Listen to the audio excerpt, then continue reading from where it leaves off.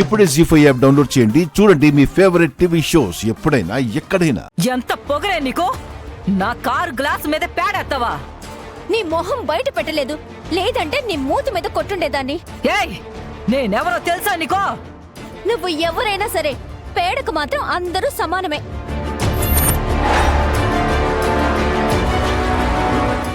ఏంటే నోరు లేస్తుంది?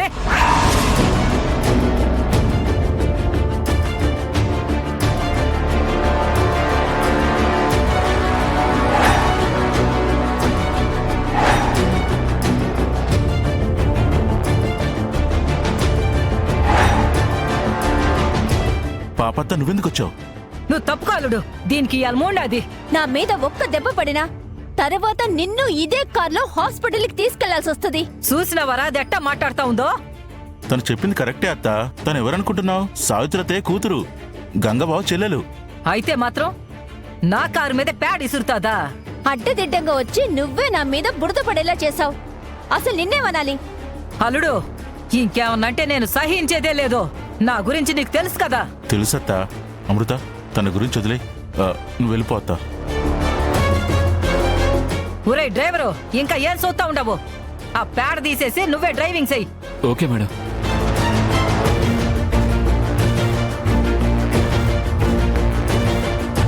చూడు బావా, నా ఓణి ఎలా పాడు చేసేసిందో. మా అత్తయ్యకు బదులుగా నేను సారీ చెప్తున్నాను అమృత. ఇప్పుడే వాటర్తో కడిగేస్తాను. ఒక్క నిమిషం ఉండు.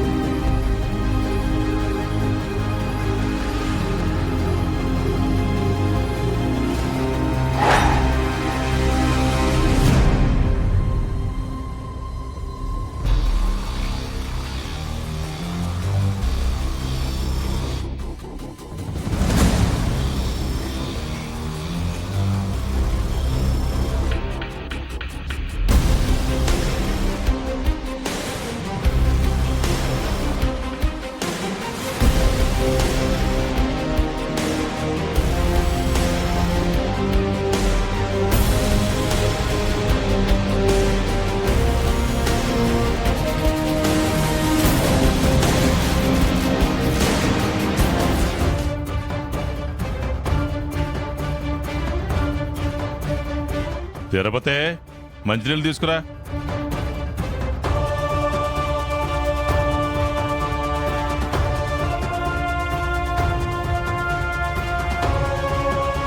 ఏమండి,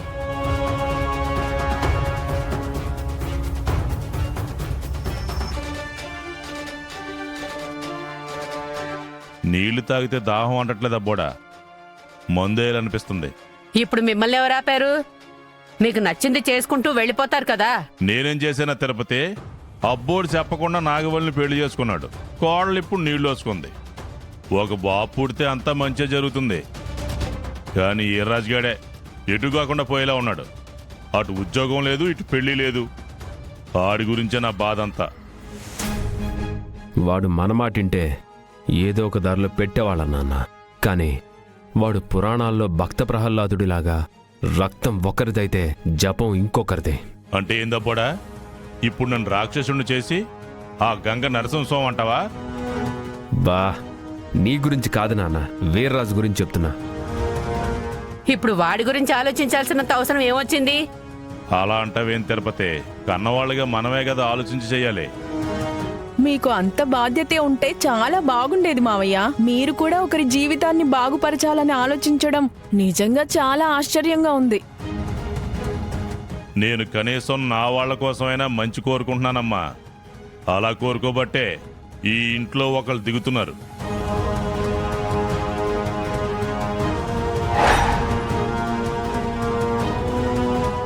ఎవరు?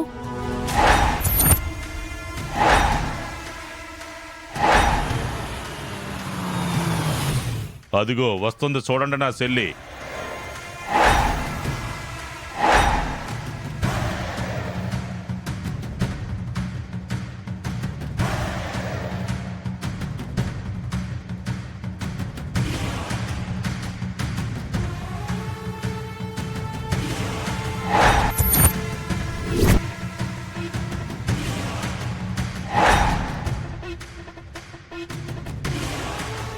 పాపాలు ఇన్నాళ్ళకొచ్చిందేంటి పాపాయి పిన్ని? ఏదో జన్మలో ఏదో పాపం చేస్తే గాని దీనికంట పడం మనం. ఇక ఇంట్లోకి అడుగు పెట్టిందంటే అతివృష్టి అయినట్టే.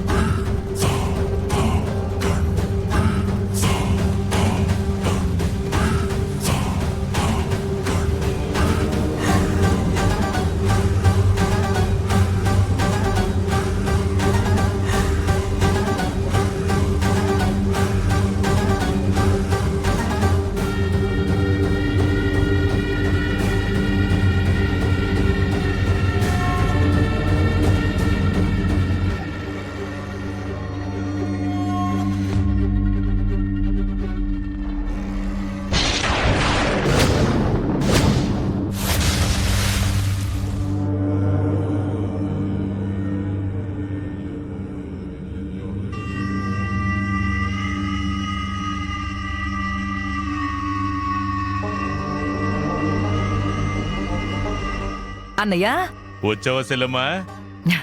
నువ్వు పిలిచినాక రాకుండా ఎట్టా ఉంటానన్నయ్య? నువ్వు రాగానే ఇల్లంతా కలకల్లాడిపోతుందమ్మా.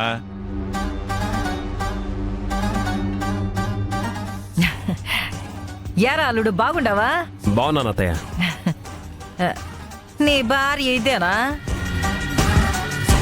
అది ఇది అని మాట్లాడుకో పాపాలు. అసలే నీ నోరు కంపు, తంబాకు నములుతూ ఉంటావు.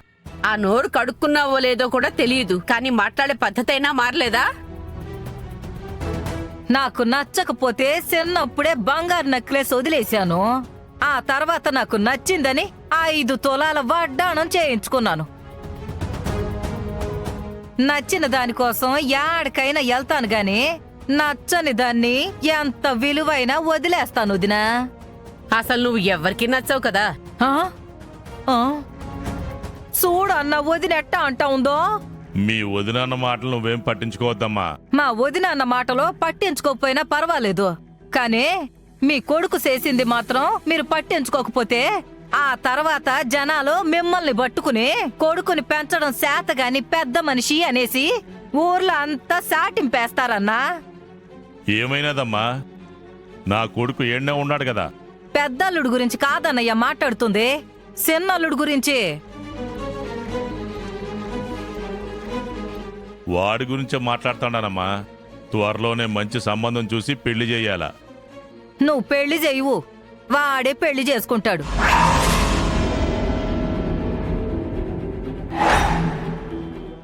జీ5 యాప్ డౌన్లోడ్ చేసి అన్ని ఎపిసోడ్స్ పూర్తి ఉచితంగా చూడండి.